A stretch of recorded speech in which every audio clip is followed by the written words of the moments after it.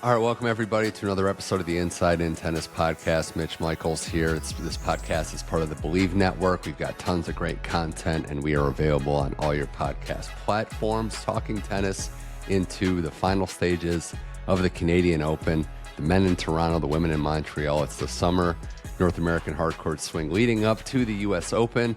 And joining me now, first time on the show, I had to track her down, but we finally got it booked. It was a long time coming. Former pro player who made the top 100, accomplished great things, is a broadcaster, is able to do so much in the world of not just sports, but in tennis and outside the world of tennis. But Vicky Duval, welcome to the program. Thanks for having me. This is so exciting.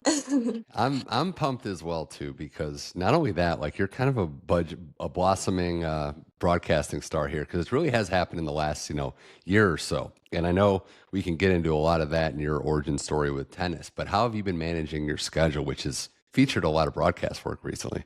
Yeah, it's been awesome. So I started for the first time at Tennis Channel in 2018, and it was something that I just wanted to do while I was injured. I wanted to stay involved in the game when I was struggling physically, and they were gracious enough to give me an opportunity, and it's just been kind of an upward trajectory since then. And I moved to LA actually in January, and so I just wanted something different. I wanted to move out of Florida after retiring, and it's been awesome. It's really cool to just still be involved in the sport in a different way and give back, and hopefully I'm doing a decent enough job.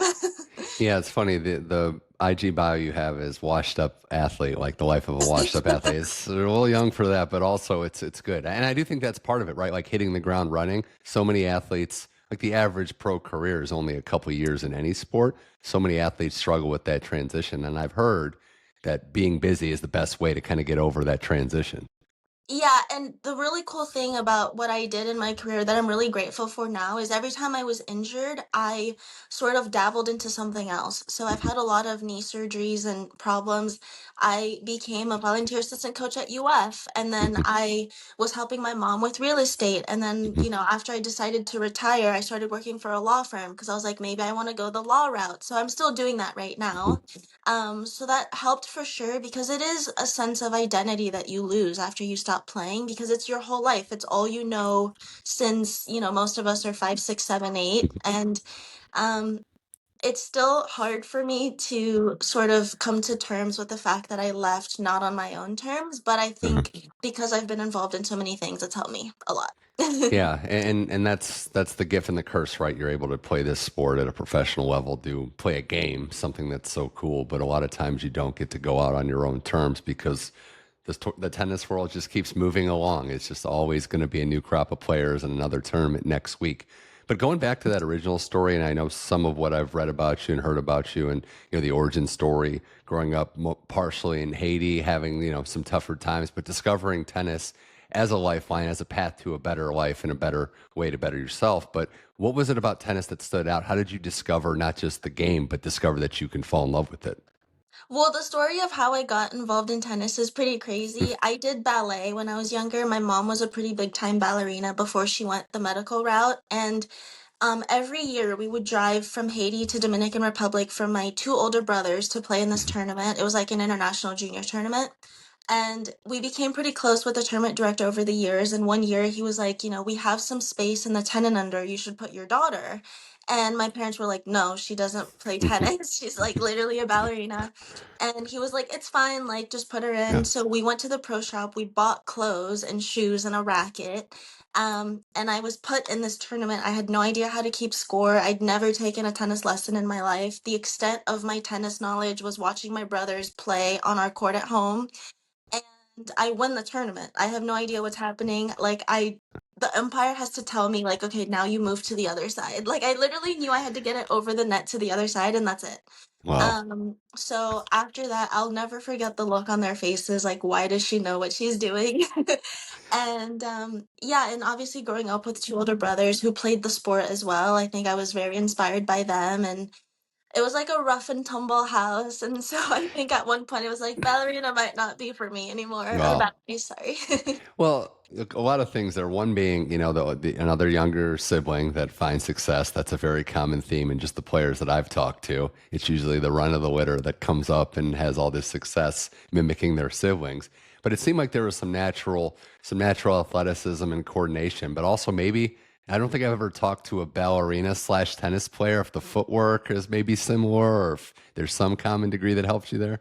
Yeah, there's something to the core strength and the Yeah, balance that you yeah, get from ballet because it is very difficult, and from a young age I was almost at my points, and so I was a pretty talented ballet dancer, even up until 6, 7. mm, And I made the transition at 7 that I wanted to focus on wow, tennis, and so I think that definitely helped me just understanding how to move my body and coordination. So I'm very glad I did it, and I'm still happy with the choice I made to play tennis, obviously.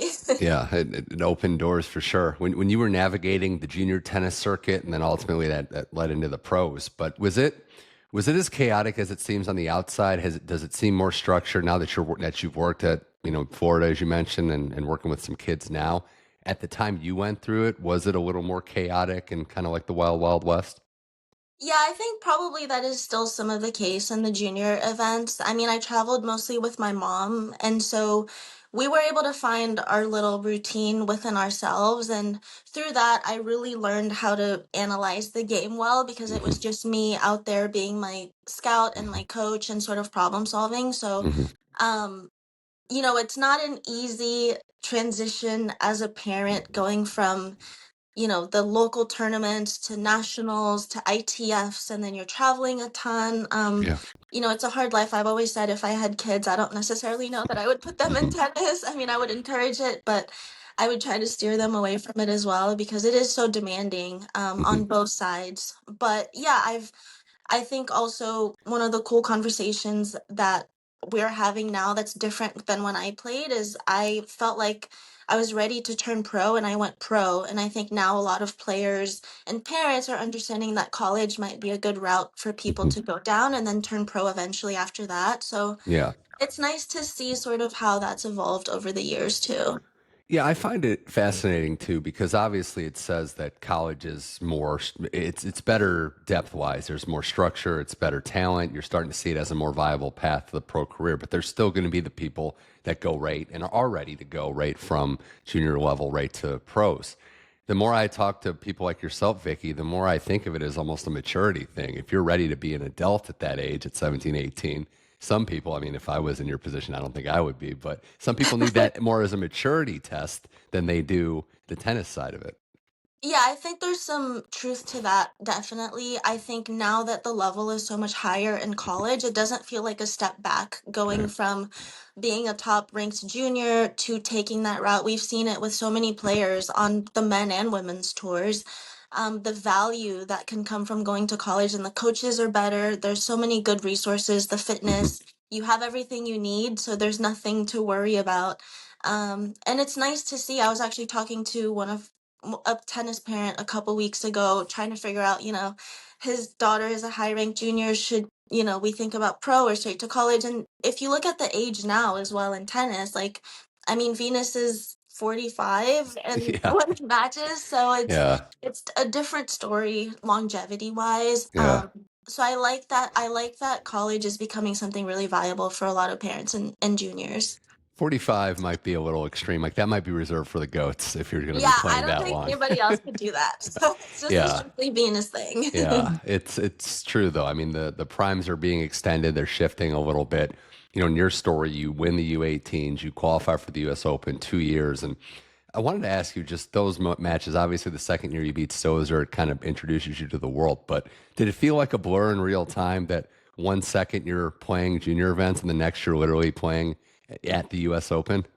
Yeah, I still have chills thinking about that match. The entire time I felt like I was outside of my body watching myself play. Yeah, It's such a surreal experience. I think probably my favorite tennis memory of all time is just the atmosphere in that match and what that was like. I look back at it fondly, but it also kind of feels like so far away at this point when yeah. that happened. I was 17. And, obviously a lot of things happened significantly impacting my health and stuff right after that. But that's why the US Open will always be probably my favorite event that I've played, just for the atmosphere and the memories that I have. Wimbledon is still my favorite slam, Right. though. Of course. How could it not be? But US Open vibes you can't beat. Well, you got to experience what it's like as an American, any American that starts to do well that fights. I think that's the biggest thing. When you're competing as an American in front of those fans, they embrace you even if they don't know who you are up until that moment. Also, I would think too, like you're at the point in your career where you're not able to think. You're just playing. Like you're not even understanding how important and the magnitude of the moment you're in. Yeah, no, it's super overwhelming. Obviously, I had some success as a junior. I think I got up to maybe 11 or 12 in the world. And so, I wasn't the player that was like winning junior slams and doing all that. So to transition to that tour level and have such a huge win, I think the year before was a really valuable experience for me Yeah. playing on Ash, sort of getting a feel of how overwhelming that really was opening night playing against Clijsters, and her comforting me before we played because I was crying in the locker room before we Oh, went out there. A lot of people might not know that story, but I was completely freaking out, 16 years old, and I was like, I'm gonna lose 6-0, 6-0 and embarrass myself. And she came over and talked to me and said, like, she remembers when she was my age and played against one of her idols, which is Steffi Graf. And she was like, just take deep breaths, like, you're gonna go out there and do great. And she's literally about to go play me. So I knew she was one of my idols for good reason growing up. And that moment was just so special. So yeah, having that yeah. experience the year before and then going back to the Open, having to qualify, I definitely used all that to help me. When you look at the tennis portion of your life, and I say it that way because life's still going, we still got a lot left of it for in your case, but you had setbacks, the health scare, obviously. You get to a point where you beat that, but it has such an effect on your tennis career. Are you looking back through a lens of regret? Are you at peace because there's bigger things that you're able to accomplish? I know it's tough to relive some of that past, but was there a point where you came to peace with everything that went down in your life? Yeah, I think I've naturally had the personality of everything happens for a reason, which helped me get through a lot of things. It sort of feels like my career stopped after my cancer diagnosis, which was really hard because physically I wasn't able to recover the Hmm. same way, and I just felt like my body was never the same. Um, and I'm proud of how hard I fought because I still had that desire to play. The results weren't what I wanted. Sort of when I was starting to come back, and I had moments of brilliance, but I just didn't have the consistency because physically I couldn't handle it. And I had 7 surgeries as well, 7 knee surgeries, and so it just really felt like a roller coaster of a ride trying to play catch up to where I know I could have, Hmm.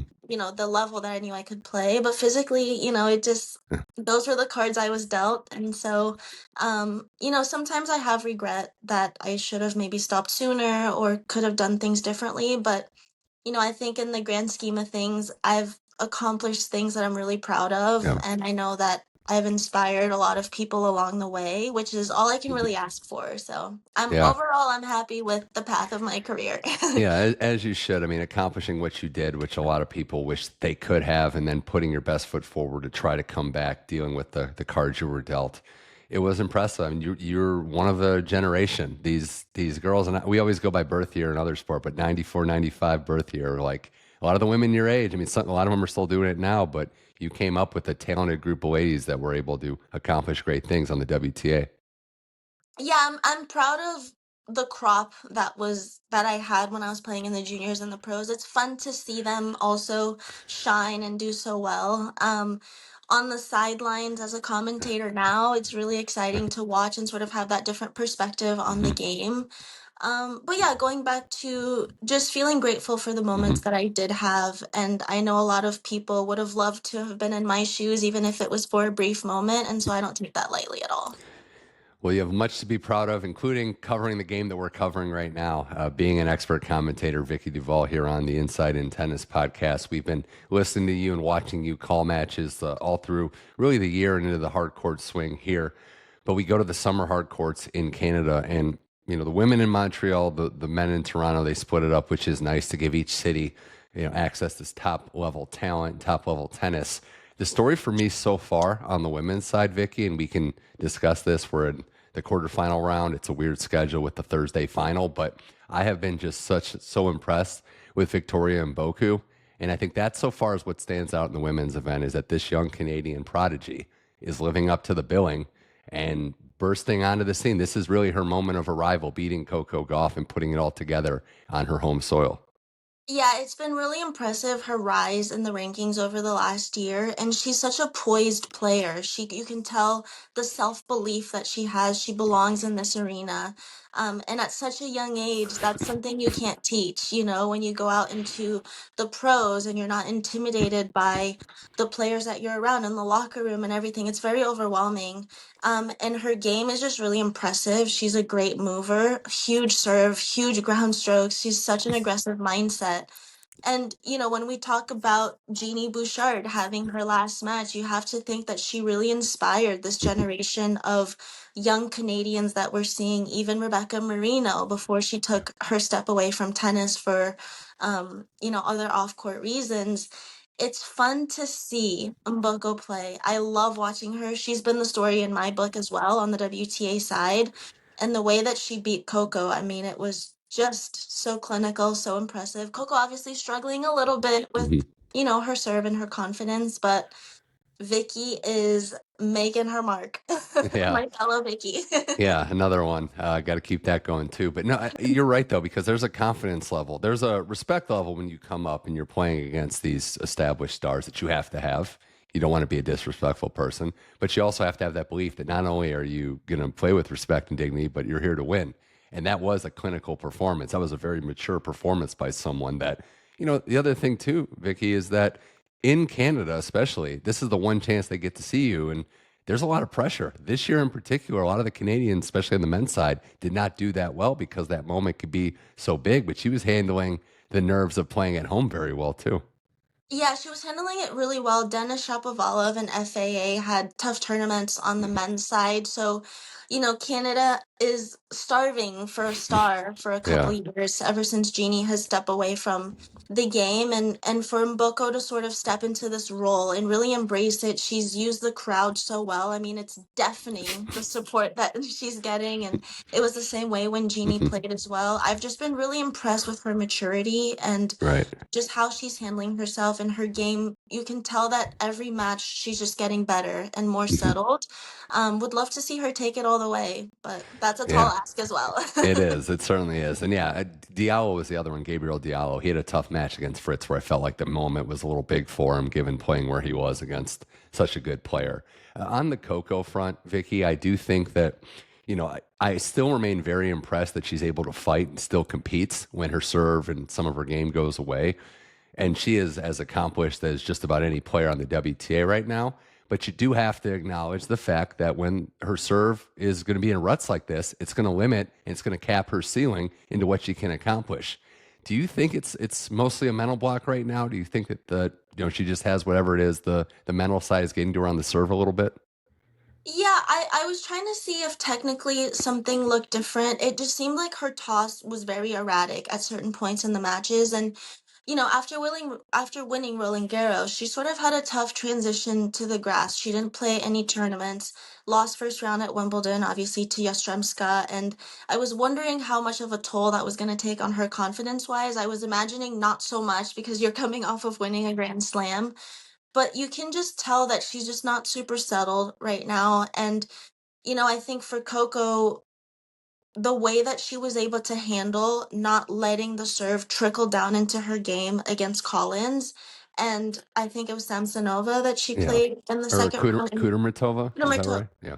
I don't remember who she played in the second round, but for her to sort of handle the matches the way she did, considering, double digit 20 something double faults, Mhm. that's so stressful as a player, giving away a set basically in double faults.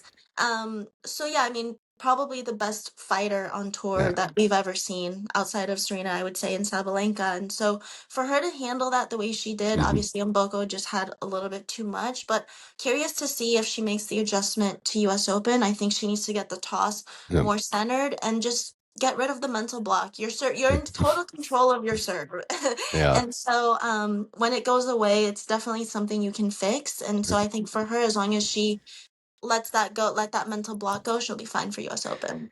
Yeah, winning a match when you have 23 double faults was very impressive. That's just, we'll see. We'll see where she goes from here. Upsets happen, and we know players are easing back into it. That was similar to the case in the Iga Swiatek loss to Clara Tauson, who full marks to Tauson. We discussed her in the last couple weeks on this show as maybe one to watch because she's healthy for the first time. She had success in the Middle East. She's been progressing solidly. This was as big a win as she's had, and she had one over Sabalenka earlier this year, Vicky. But at 6 feet tall, with the power she has a style of play that can give Iga trouble, and it did. And how she managed her emotions beating Iga was very impressive. So Tauson notches a big victory and enters her hat in the race. Yeah, she had such an impressive first set against Iga, and Iga has been playing some inspired tennis ever since the clay court swing. I think something clicked for her. She got her confidence back, and we were seeing some hesitation in Hmm. how she played, and she was doubting her shot selection, something we haven't seen from Iga in a long time. She's been so dominant.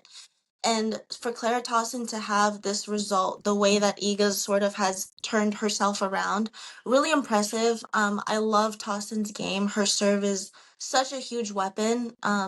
Obviously a little bit vulnerable on the movement, but she makes up for that because of how big she hits. And as soon as you can rush Iga on that forehand side, you're in a good spot. So these courts and conditions definitely suited Clara, and she's a tough one in this Yeah. environment for sure. I was just looking at the list of players still around on the women's side. Like I'm looking at just about everyone left that could win. I mean, it's very, very impressive what we're seeing. That includes, by the way, Naomi Osaka, who talk about something clicking. I mean, goes without saying where she was just a couple weeks ago to right now, how she's looked the last couple rounds, giving Svevastova one game exactly. Has the new coach working with Witrovsky and really having the confidence back. She didn't seem like she was that far off, Vicky, losing a lot of close matches. What do you think has been changing? What do you think has flipped in Canada to get her to this point? I think the new coaching arrangement was huge for her. I like that she sort of shifted away from Patrick because I felt like Naomi needed to go back to square one and just work behind the scenes and get her confidence back up. She was missing a lot of shots. It just seemed like her shot selection was off. She wasn't totally clear how she wanted to play the points. So I think bringing in the new coach, who's very low key, he's a low key guy. He Yeah. coached Radwanska for a long time as well. So I was excited about the variety that he could add to her game. And this is good news for Naomi because she looked very calm. We're very used to seeing Naomi calm on the court, but we've seen her calm and not confident. Yeah. She was moving around and walking around the court with a different aura and presence that you could tell in that match. And she was producing some of the shot making that led her to number one in the world. And it was really awesome to see that. I think it's only upward for her with this new coach. I think for Naomi, a lot of it is just a confidence thing. Yeah. She's a very confidence based player. And because she likes to go for her shot so aggressively, if she's off, there's not Mhm. a whole lot she can do about it because there's not necessarily the plan B. Yeah. She's a very plan A player. So, for her to be this confident and poised just in one match, it's really awesome to see. Yeah, and it was decision making in the biggest points of the biggest matches, which was so jarring to see because she's someone that's been number one and won four majors and had all this happen.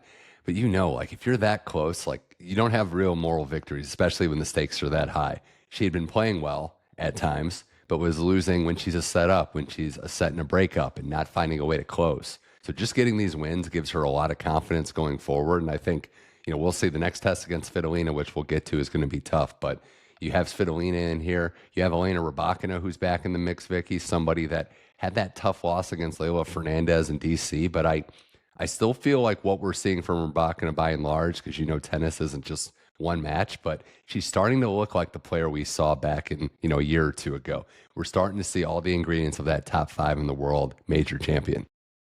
Yeah, I think for Rybakina, there was just a lot going on off the court that was sort of distracting her from her game and what she does so well.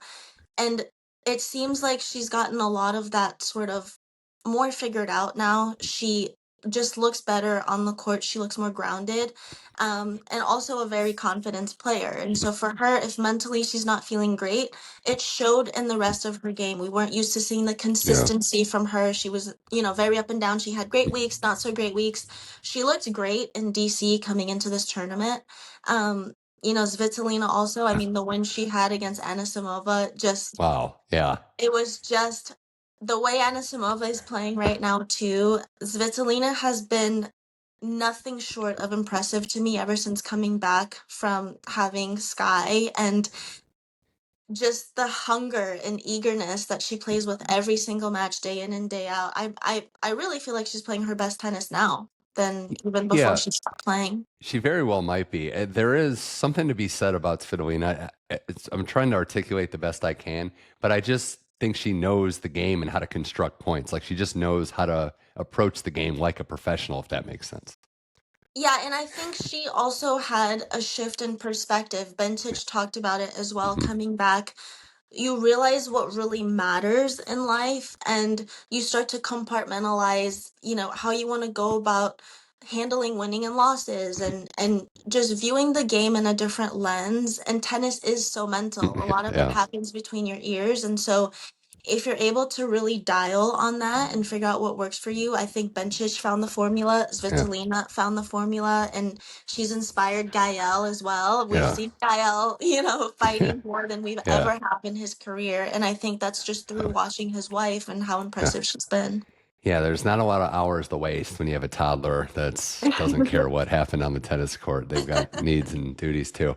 The other woman I have to ask you about before we move on to the men, but fellow player you came up with, Madison Keys, which she's been able to do this year, and Toronto was another, or Montreal was another example of that. But fighting through adversity, that was another match against Muchova, who was looking like her old self, which we also love to see. But Keys saving 2 match points in the third set to win that match. Vicky, that was very impressive and also very different, but par for the course maybe in 2025. She has handled adversity and these tight, tough moments as good as ever. Yeah, I watched that match from start to finish. It was such high level, like all the way through. And for Maddie, I think the partnership obviously has been a huge factor for her with her husband and coach. He brings a sense of calm and clear-headedness that she really needed. And for her to get over that hurdle of winning the Grand Slam, I think it just unlocked her game. She sort of had the chip on her back. For many years, a top junior, she was expected to be winning Grand Slams, closing in on 30. She hadn't gotten one yet. And so for her to get over that, she finally got that off her Yeah. back. She's just looked really good. And what I love about Maddie is she commits to playing the way that she wants to, which is aggressive. The way she defended those match points, she played to win. She didn't play to lose. And she took the points, she committed to being aggressive. And for Muchova, I'm sure she's tossing and turning at night, Yeah. remembering those points. It's so easy to just relive those moments over and over, and it's gonna be a difficult one to move on from, but Maddie's just looked unbelievably solid. There's no one that plays like Muhova, so I just love having her in the mix too. It's a lot Yeah. of flash and style. And for Keys, it's a great lesson too. I agree with everything you said, especially about going for broke or going for your shots on match point down, not playing timid. But it's also a lesson, right? That when you're still active, when you're still in the fight, your story is not over. The book was out on her, and then she just changed it. She changed how she's going to be remembered by staying in the fight and staying true to herself. So again, props. I can't say anything more positive than that. Yeah, it's awesome. And Maddie has really good routines. She doesn't rush in big Mhm. moments. She, looked at Bjorn, made sure that she was very clear on how she wanted to play the point, went back to the fence, came back up to Yeah. the line, and was just ready to compete. And every young player watching her would know that you never count yourself out, Yeah. fight until the very end. So we got the men's side as well to talk about with Vicky Duval here on the Inside in Tennis podcast, the Canadian Open. The men are playing in Toronto. We've reached the quarterfinal stage. A lot of big absences from this tournament, but still the final eight is very exceptional. We've got the defending champion. We've got a lot of Americans, 3 to be exact, and we've got a lot of top seeds still in the mix. The American front was the story, Vicky. 3 Americans in the final eight, and Fritz, Shelton, and Michelsen. All different stories. For Taylor Fritz starting there as the top ranked American, he beats Jiri Lehecka in another high quality match late into the night, just 3 tie breaks. And, it gets to 5-5 in the third set tiebreaker, and Fritz just finds a way. How he grinds out these matches at this point in his career, I think is an underappreciated factor of what makes him the top ranked American. Yeah, there's a lot of opportunity. There was a lot of opportunity for these guys coming into the tournament with, there's no Sinner, no Alcaraz, a lot of the top guys pulling out. And for Taylor Fritz, he loves to compete. This is where he shines. He's a guy that will play every single week if he can. And so he Yeah. really embraces these moments. And I watched some of that tiebreak yesterday, and he was so fired up. It's so awesome to see how much these guys enjoy the competition and the closeness of these matches. Um, Taylor continues to be impressive week in and week out. He's really solidified how consistent he's been on the tour, and I love him as a contender to make a deep run at the Open. I think he's ready. Yeah. His time is around the corner, and I'm excited to see when it's going to be. He has gotten rid of basically every weakness in his game. I mean, there's still strengths that Sinner and Alcaraz have that are on another world. But what Fritz has done is he's elevated the quote unquote worst parts of his game. So he's so well rounded now. It's pretty impressive there. Did you catch the Ben Shelton Cobolli match, specifically the ending of it? No, I didn't. I was Okay. just looking to see Yeah. the Okay. scores to double check to make So, sure. so there was a little bit of I wouldn't say skirmish. That's too strong. I would say maybe kerfuffle at the ending there. We know Shelton is a very passionate guy in how he reacts to certain points and certain things. Cobolli made a mimic gesture where it looked like he was frustrated, or maybe I don't want to say he might have thought a shot was lucky, but he wasn't really thrilled after one of Shelton's winners found the line. And so they had a conversation a little bit after, and they cleared the air. There are two on guys there, but it was a heated moment. It was two young players coming up. Shelton won, was really had to break back when Cobolli was serving for the match. But as an outsider, Vicky, I love it. I love passion in sports, and it's a heat. You're playing at the highest level of athletic competition. Of course, it's going to get a little heated when guys care and girls care so much. Yeah, exactly. And we saw that firsthand with Sabalenka, some of the comments Yeah. she made after losing to Coco. These players, Yeah. especially now, there's a lot on the line. There's points you have to defend, there's money, there's ranking. And for Ben Shelton, he's a flashy guy. He's very fun to watch, but he's very emotional in a good way. Cobolli seems to be a little bit more level-headed. I'm kind of sad I missed that moment, but Well, you could I see think too, and I love Ben Shelton too. I believe he has a chance here. This could be the biggest tournament win of his career. He's right in the mix. But you could also see the other side, right? Like you're playing him. It might not be the best player to play. You might not be thrilled when you're on the other side of the net. Yeah, Ben is. I don't ever want to be on the other side of the Yeah. net from Shelton. His big serve. I think his dad, being such a calm presence for him, is trying to get him to even out a little bit. But that's part of Ben's flair, and what makes Yeah. him so great is the energy and enthusiasm that he brings to the game. And good or bad, it helps him. It motivates him. And these guys, that's what I love about the men on the tour. They can have a moment like that. 5 seconds later, they're in the locker room and they're besties, and it's like nothing ever happened. So You're heat of the saying moment. it's different on the WTA. Is that what you're saying? That they I'm not might not get saying it's over it as fast? different as I'm not gonna cancel myself, but Okay. All right. it Okay. is a little. It can be a little different. Okay. All right. We'll take your word for it on that one. But no, I look, they cleared it. They're fine. They were wearing the same outfit too. So it's like, how mad could you really be at someone? You're dressed the same. But that said, 2 of the 3 Americans in it. The third, Alex Michelsen, I don't think many people had written down here. What a run for him getting to this point. Beats Musetti, beats Lerner Tien, finds a way through, gets Hatchinoff in the next round. We knew about the gifts that this kid has coming up, a next-gen player last year in Saudi Arabia in the finals there, Vicky, but he is putting it all together. He has a serve, and I think he moves better than people realize, too. This is a young, athletic kid that should be factoring into the deep end of these tournaments for years to come. Yeah, I think the biggest thing that has been crucial for Alex Michelsen is improving the movement. He always had the big serve and the big strokes. He has high tennis IQ. You can tell that he's a well-rounded player. He doesn't mind being forward at the net. He does everything well. He just needed to do it a little bit better to sort of unlock the next level for him. And the movement was a huge liability. And he's a tall guy, like you mentioned, so doesn't come naturally. You can tell he's fitter. He's moving a lot better. And everything is clicking now for him, and it's really fun to watch. I think, when we're talking about young guys coming up who are going to do great things, you have to put Mickelson in the conversation. He sort of flies under the radar, Yeah. but he's really cementing himself now. He's also got some big wins already. Look at some of the players he's beaten. Hatchinoff, who he beat in Australia this year. He also has a win over Tsitsipas and some other big names. So he's not afraid of the moment there. We didn't get 4 Americans in there because Francis Tiafoe lost a grueling match to Alex de Minaur. And I was watching the third set of that match, Vicky, especially some of those points that, de Minaur's defense and movement, I feel like it's like that. Yeah, it's basically like super bad where it's like he's the fastest kid alive. Like, how are you running these points down? No one should be able to move the way Demon moves on the court. No, it doesn't make any sense. I just kept seeing like the tennis TV post or something being like, how is this point real? I mean, it's just unbelievable to watch.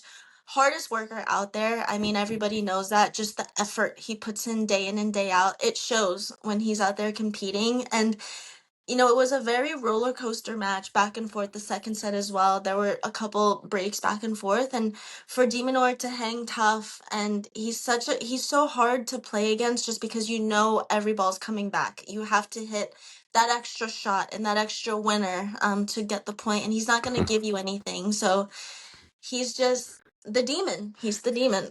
He is, and he's worked so hard, right? Like, we put labels on people and careers, especially in sports, with his size. I'll say disadvantage for the tennis world, not the real world, but like, he's playing against giants out there at time.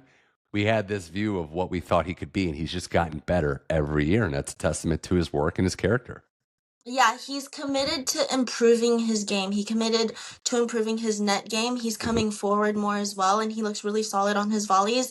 His serve has been a huge improvement in the last few years. He's able to rely on it with more power. He's always had the placement because he sort of had to. He never had a huge serve before, but he's up that power. So now he's getting free points on his serve as well. And because he defends so well, the return, he's gotten better on his return too. Just does everything exceptionally. And from a physical standpoint, he's sort of a baby Hewitt in a way. And I know Hewitt has some influence on him where you just know the guy's pouring his guts out there every match. Yeah, the Hewitt effect. There's that. We all know it when we see it if we've seen Hewitt play. The men's quarterfinal matchups are pretty exciting, and I want to go over a couple of them right now.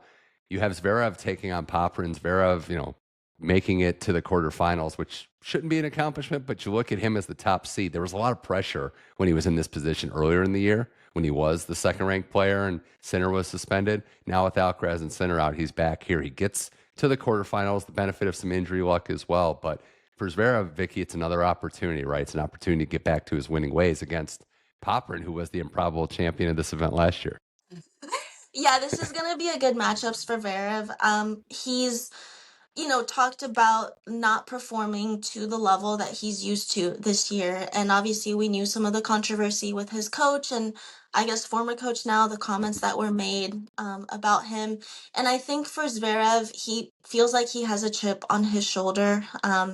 Losing confidence right now. He's saying that he feels great and he's ready to have a big week and big splash, but he doesn't look totally confident out there yet. I think this matchup will be determining for him to see where he's at playing the defending champion. Popyrin has been playing some really good tennis as well. And yeah, I mean, it's crazy to say that this is like a big week for Zverev making the quarters, but we just haven't seen that consistency from him. And so this is confidence boosting for him going into the US Open. Are you liking a lot of, some of, maybe none of the Americans? How do we feel about 3 different Americans, different matchups? You have Fritz, Rublev, Shelton, de Minaur, which is the tougher of the tasks, and then Michelsen, Hachinov. So what are the chances we get multiple Americans into the semis? I think Fritz probably has the best chance out of those 3. De Minaur will be able to neutralize a lot of the heavy hitting from Shelton. So it's going to be about whether Ben can move forward and sort of finish the shots at the net. He's going to have to take time away from de Minaur. And, Michelsen, he wasn't on my radar per se this whole week, and he's continued to surprise. So, I feel like, as always with tennis, anything goes. But if I were to pick the American, I think, who has the best shot of going through, I would probably say Fritz.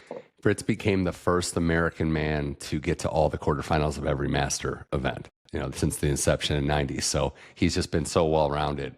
De Minaur has a stat that I thought was wild when I saw it, Vicky. 0-12 in his last matchups against the top 10.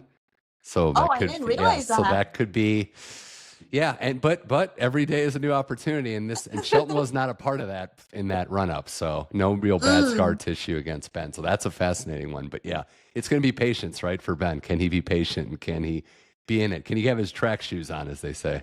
Yeah, exactly. Yeah. Can he not overplay? And that's the thing when you play Minaur, when you know so many balls are coming back, you just end up going for too much and Hmm. missing. So he's gonna have to play within himself, really use that serve to his advantage, and build the points in a smart way and move forward, use the angles. Ben has the Hmm. ability to hit every shot on the court, and so tactically he's gonna have to be very solid. The women's quarterfinal matchups don't disappoint either. Mboko has a favorable matchup against Buzos Minaur. Rybakina plays Kostu. Kostu's been playing marathon matches all the way through. The other two are the fascinating ones, in my opinion. You have Naomi Osaka versus Svitolina. That's a heavyweight fight. And then Tauson and Keys is just going to be like some of the most intense ball striking, I think, on tour this year. So what do you think about the quarterfinal round and some matchups and players that stand out there? Yeah, I think the two that I'm most excited about are Mboko, just to see if she can continue the sort of fairy tale week that she's having. She has a really good shot against Buzas Monero, probably on nobody's radar to Hmm. make it to this round. Can she handle the pressure might shift a little bit to her because she might be the favorite going into that match just based on how she's playing and the results that she's had beating Coco Gauff. I think she's a youngster that handles pressure really well, so she's not going to be phased. And obviously, of course, Osaka's Svitolina. I mean, Yeah. that is just so good. The way that Yeah. Svitolina has been playing and Osaka in her last match, I'm curious to see if that was sort of her peak and there's going to be a dip in her Hmm. level now, or if this is just she's found her range and she's establishing herself again as the Osaka we're used to seeing. Um, she's going to have her hands full with Svitolina, but we'll see how she handles that. Yeah, these are like Svitolina, and I'm not trying to shortchange her, but she's almost like the gatekeeper for, okay, how back are you? Because she's a tough test. Like, is Naomi going to have the patience, like we said with Ben Shelton a little bit in the Demon Hour match? Is she going to be able to, stay calm under pressure, the pressure that Svitolina puts you on because of how she defends, because of how she can work her way into service games? So, yeah, I'm intrigued by that one. And yeah, I know I'm going to be watching Keys Towson with the sound down so I don't hear too loud. Yeah, but That's yeah. about as flat and hard of a Yeah. matchup as you're gonna Yeah. get. We're gonna see winners galore, Yeah. probably some unforced errors galore Hmm. as well, but that's gonna be some fire shot making with those two. Well, Vicky Duval, this has been a blast. We do have Cincinnati coming up, and I wanted to just mention the news that broke today was no Novak Djokovic. So he's not playing Cincinnati. He will have no events before the U.S. Open, and by all accounts, I should say. So the last three tournaments in a row will be the majors. He'll go Roland Garros, Wimbledon, U.S. Open. You understand preserving his body at this point in his career, Vicky. He's won all there is in tennis, but I have to ask the question, is it a reasonable strategy to expect to contend when you have no tournament experience, no reps, no run up to a major? Going into the US Open, that's gonna be difficult. I just feel like you don't need practice reps per se on a hard court, but just to get in that competition mindset. And when you're going up against, it's Alcaraz and Sinner and the rest of the field, right? That's just Hmm. sort of what it feels like on the ATP tour right now. Um, for Djokovic, I feel like in my mind, the best shot he had to win a slam was Wimbledon. I just don't see it for him per se that he could get the US Open, but he's also made the semis of all these Hmm. slams. So Hmm. it's like you can't count him out. It's Novak Yeah. Djokovic. He always finds a way. I mean, he's the GOAT for a reason. And after all these years that he has, you would trust that he knows what's best for him and his body. And if he feels like it's taking as much time to heal as possible and making sure he's ready for US Open, mindset wise and competition wise, he probably feels like he doesn't really need a warm up. I mean, he's Novak Yeah. Djokovic. So I just trust that his team is making the best decision to give him the best shot of Yeah. making a run at the US Open, and Yeah. curious to see what that's going to look like. And I he's also up wonder. next. Yeah, I know. I wonder how the injury was. Like, what exactly happened? They kept it close to the vest. How hurt was he at Wimbledon? Was it worse? I worry that it might have been worse than we heard, that the groin Yeah. issue was a serious one. But yeah, three majors, three semifinals. Great results, unless you're Novak Djokovic. Pretty high expectations, to say the Yeah. least. So Yeah.